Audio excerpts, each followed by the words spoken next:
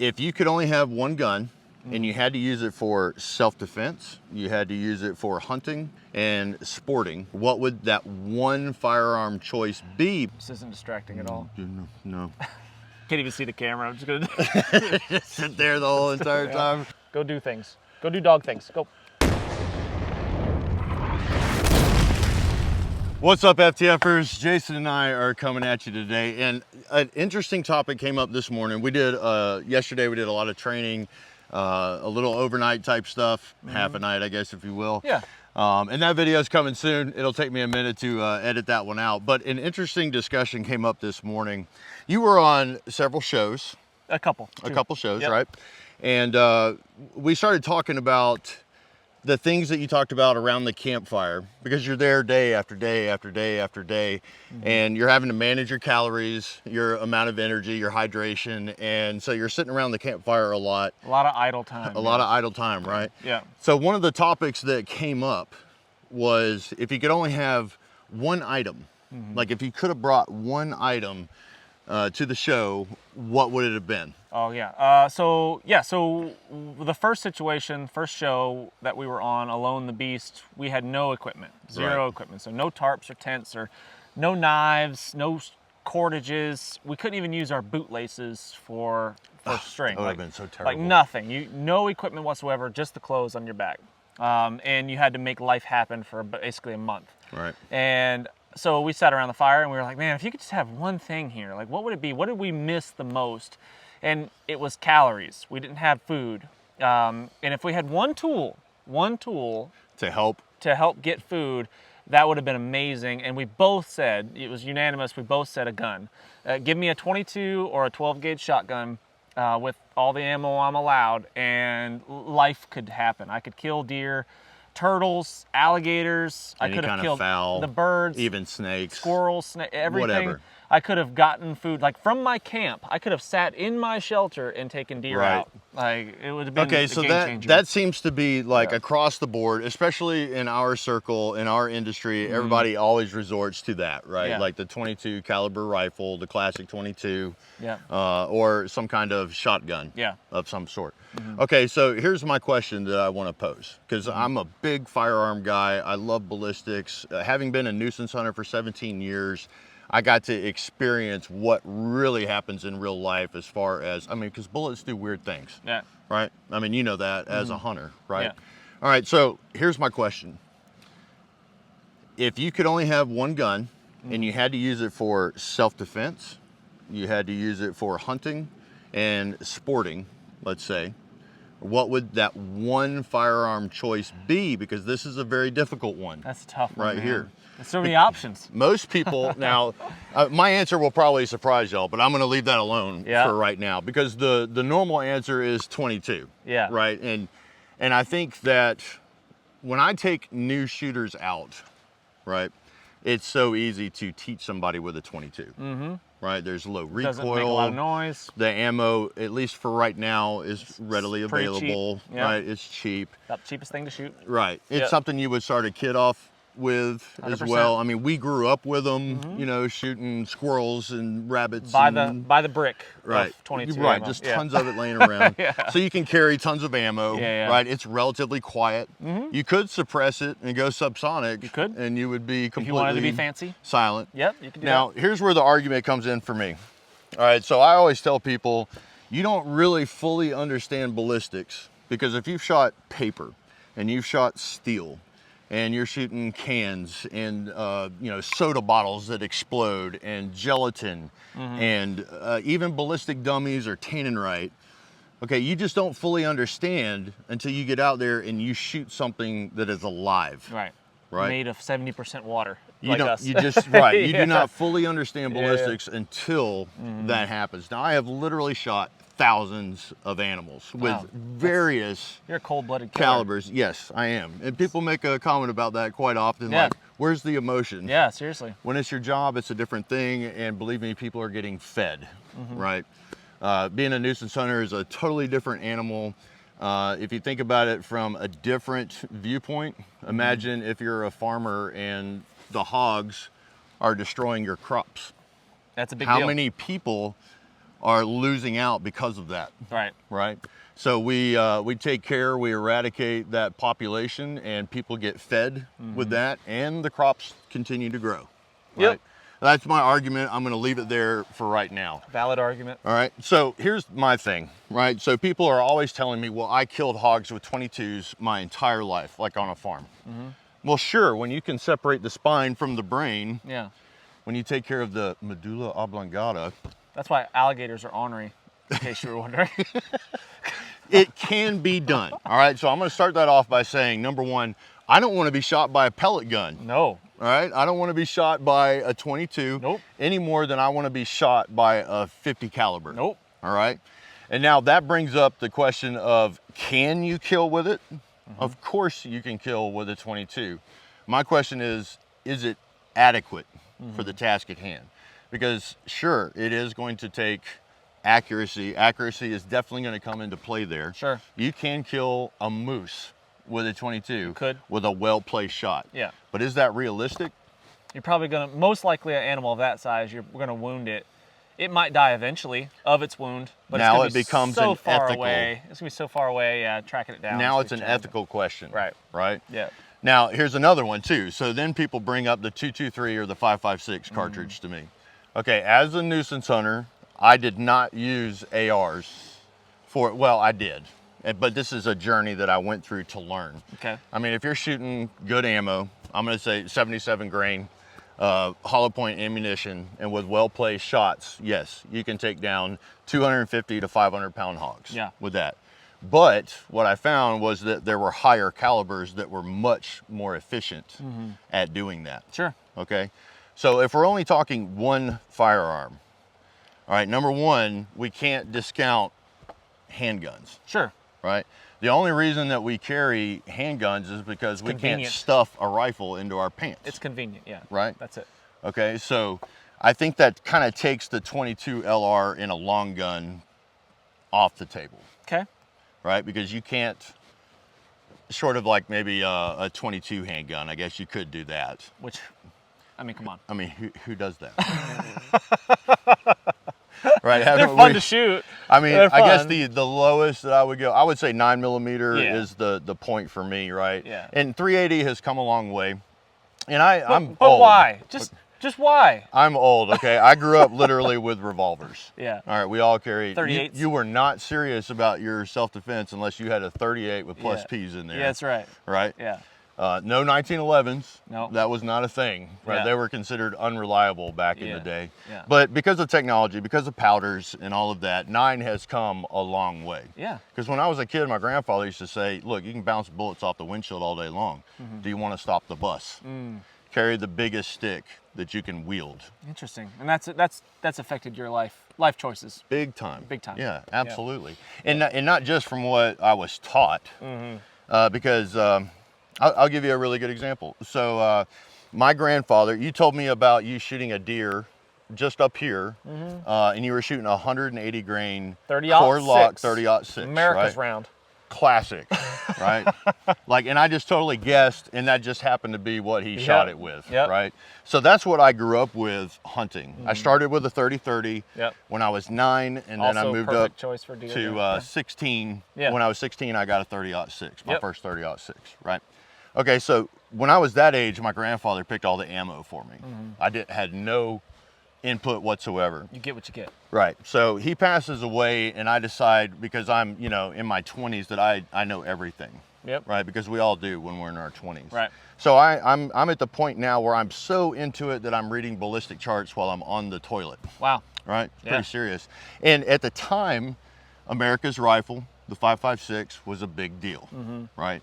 And it was all about speed. Sure. Right. You've got Flat to defeat the shooting. armor, you're right, with speed. Right. Yeah. So I'm thinking to myself, okay, Pops, who was in 3 wars, World War II, Japanese-American War, and the Korean War. Right.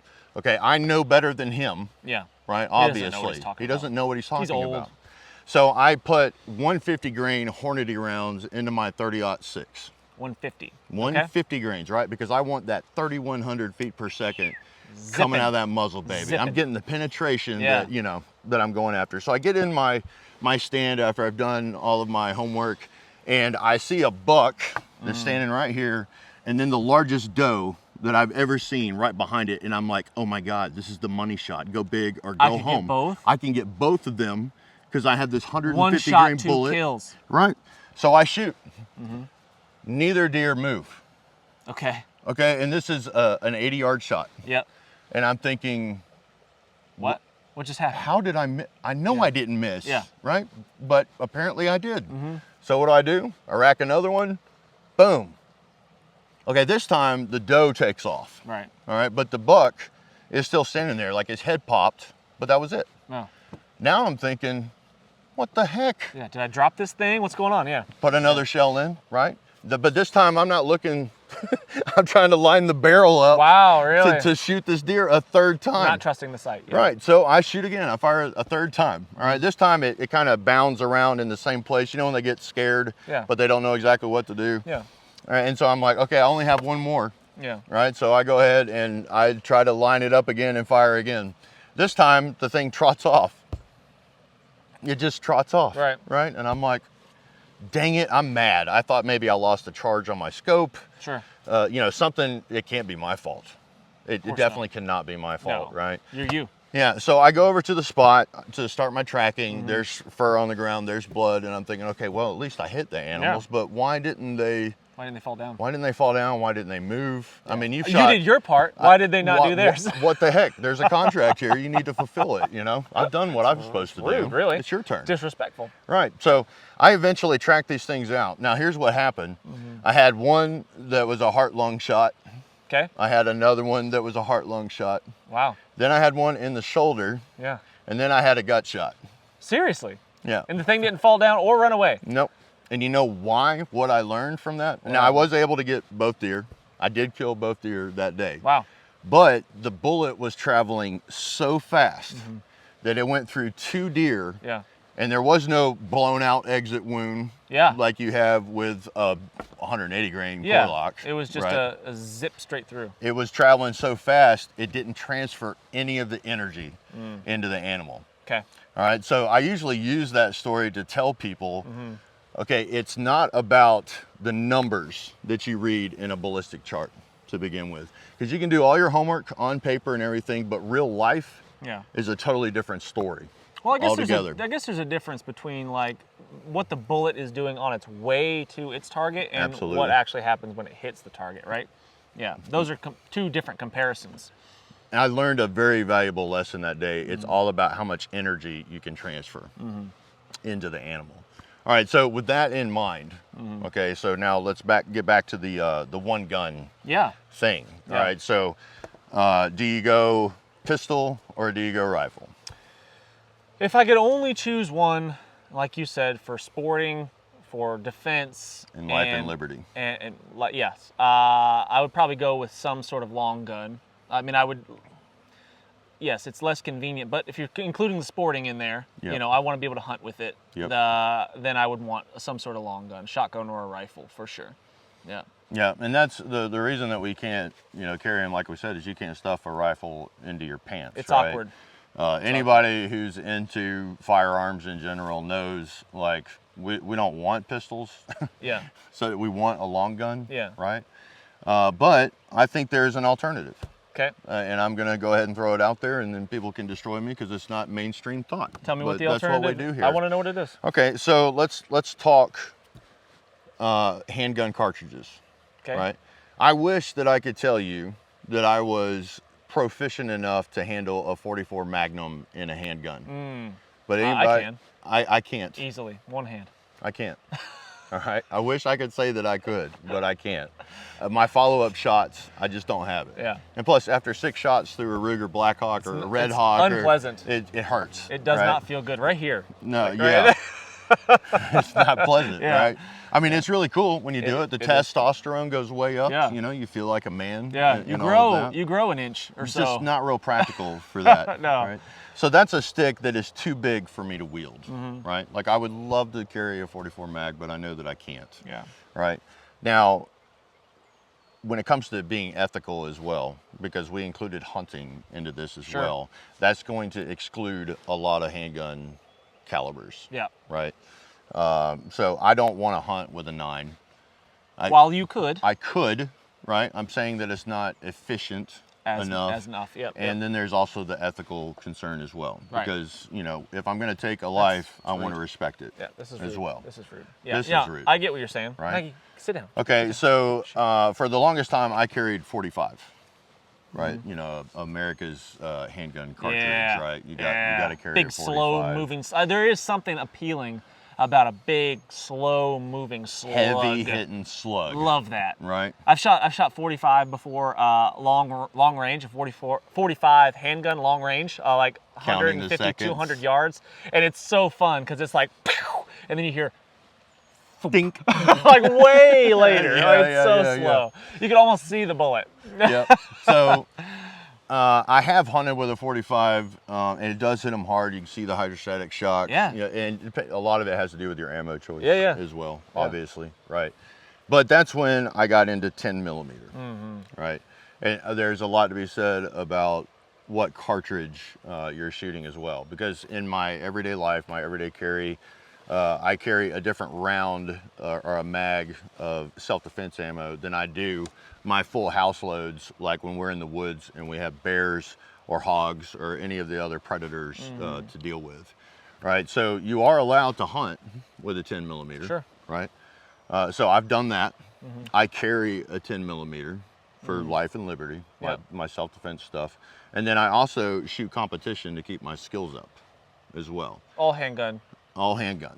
You're not talking like a pistol caliber carbine or anything like that. Yeah. Like all in handgun. Yeah. Because if I want to conceal it, it's not the best gun to conceal. Okay. I mean, obviously, what do you carry? A 43? Glock 43. Right? Yeah. You know, which is super. You could put running shorts on and conceal that And gun. that's why I carry it, because I found myself taking off a Glock 19 because of it's cumbersome. It's in the way. It's too big. It's too heavy. But the 43 is small enough where I don't even notice it. And it's like, okay, the 19 has more rounds, right? It's a slightly bigger handle grip, so you have more control. But if you take it off, you have 0 rounds. Exactly. Right. Yeah, you defeat the purpose. Yeah. So, right. If you've decided that you're going to carry, then you need to carry. I mean, we tell people that all the time. Yeah. Right. And I used to actually change what I would carry in the winter because I could wear clothes that I could conceal whatever it was that I was carrying. Right. Especially when I was carrying 45. Yeah. Right. And now I'll carry appendix with my Glock 29, which is basically the size of a 19. Sure. You know, but that's as small as I can get, and I can still get a good purchase on the gun, and I can shoot with it. Yeah. So for me, that's my choice, which I know is not mainstream, and that would not be. Like, they're going to get in the comment section and they're going to annihilate this way of thinking. Yeah. So let me get this straight, just so we're clear. Yep. Your one gun, if you could only choose one the rest of your existence, would be a 10 millimeter Glock. A Glock 20 specifically. A Glock 20. That's the full size one? It's the mid-size. Mid-size one. Okay, so the mid-size, like the Glock 19. Okay, so the Glock 20 is the exact same size as a Glock 17, the 9 millimeter. Oh, okay. All right. Yeah. Okay, so that would be your one gun, rest of your life. Yep. That's an interesting choice. Yep. You're wrong. I disagree. I disagree. Yeah. All right, so let's see. How can I disagree with you and argue with you about this? Yeah, we can play devil's advocate. Yeah. So. Yeah. Okay, excellent. Yes, you could hunt with it.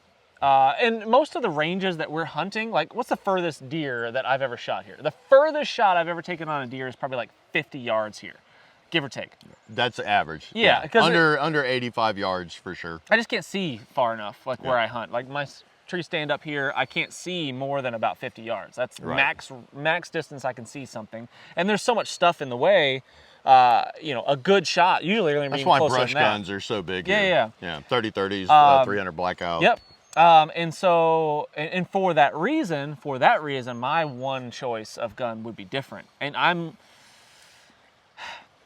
yeah, because you're going the long gun route. So I'm interested to see what caliber. If I had to pick one gun the rest of my life, and I could only have one, I would choose a Mossberg 500 12 gauge. Yeah, that's a good choice. Yeah, that would be my number one thing if I could only choose one. And the 500, gun. Not the 590 or 3 or any of those. The 500. Yep. Just a standard. You don't need, and I like interchangeable chokes. Yeah. You don't need You don't need a heavy duty barrel like that you could slam the car door on before. Like, you don't need that. The regular thickness, the 500 is plenty fine. Interchangeable chunks is handy. Because both of you and I shoot left-handed. Yeah. Right. And I love the ambidextrous. Thumb safety is key. And the Remington 870 has the trigger guard finger, like that's backwards for lefties. And I love Remingtons. Growing up, if you didn't have an 870, you just weren't serious about it, right? But they've had some quality control you also catch company your thumb. problems. Catch your thumb with the little flappy do. What's that thing called? The little flap that when you insert the shells into the tube. Yeah. The whatever that the thing. ramp. Yeah, that thing catches your thumb sometimes. Not a fan of that. And the safety's in the wrong spot. Yeah, So, I agree. Yeah, Mossberg 500 all day, every day. That would be my #1 choice. If you said, "Hey, Jason, like you only get one gun, rest of your life," that's what I would pick because I have killed deer with it, and I've killed the tiniest little squirrels with it. Yeah, and that all goes back to load. What cartridge? There's so many options. options. You choose to say. And the ballistics go back to ballistics. I've killed plenty of deer with a 12 gauge slug. Absolutely. And at distance. Yep. As well. I can shoot with a bead sight, no rear sight, no optics, no red dots, none of that crap. Like I don't have time for any of that. Like just a single dot on the front of single bead on the front of my barrel. I can make pretty accurate shots out to 100. Like pretty decent shots. Absolutely. Yeah. Chad and Eric, more Georgia boys, Iraq veteran, 88. Yeah. Right. They did a test where I think it was entitled "How far can you," or it may not, I don't even want to say that word. How far is a 12 gauge lethal? Yeah. It's something along those lines, right? Really far.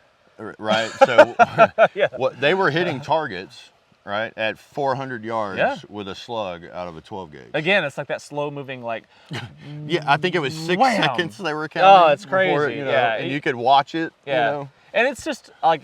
I like shotguns because it's very. I'm a pretty good instinctual shooter. Me like too. I'm not a good bench shooter. Yeah.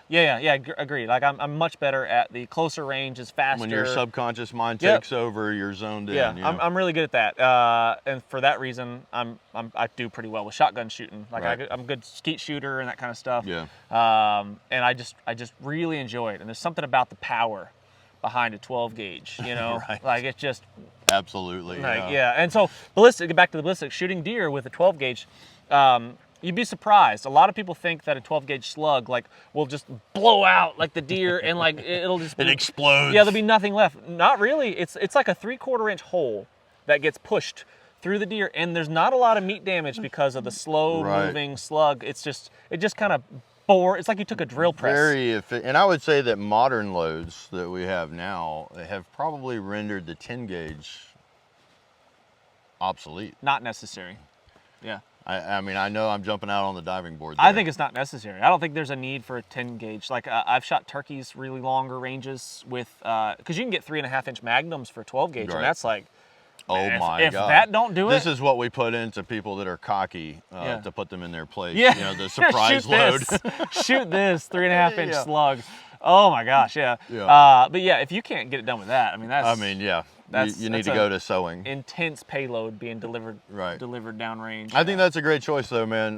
Going with, if I could only have one long gun, I think I would definitely have to go 12 gauge as well. You wouldn't choose like your AK or your that's a topic for another discussion. Okay. I think, I can hit on it real quick. We talked about the terrain that we live in, right? Here in Georgia, in the Southeast, an AK makes more sense than an AR because of all the brush. Sure. Right? Most of us that grew up hunting here, we all had 30-30s. Or, I mean, occasionally someone would have a 243 or a 270. Yeah.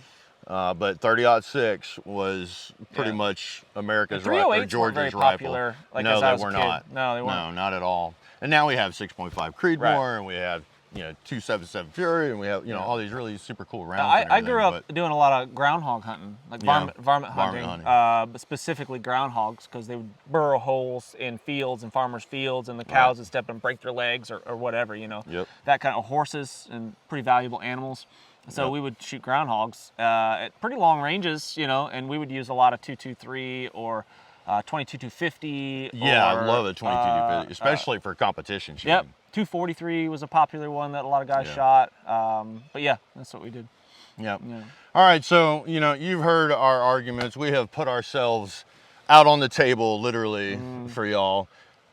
If you could only have one gun for the rest of your entire life, get in the comment section and let us know not just what the caliber is, not just what the platform Specifically. is. Specifically, we want to know what it would be and why. Yeah? Yeah.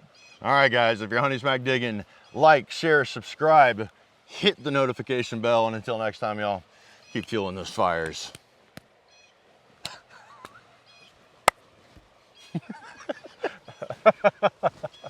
Got it.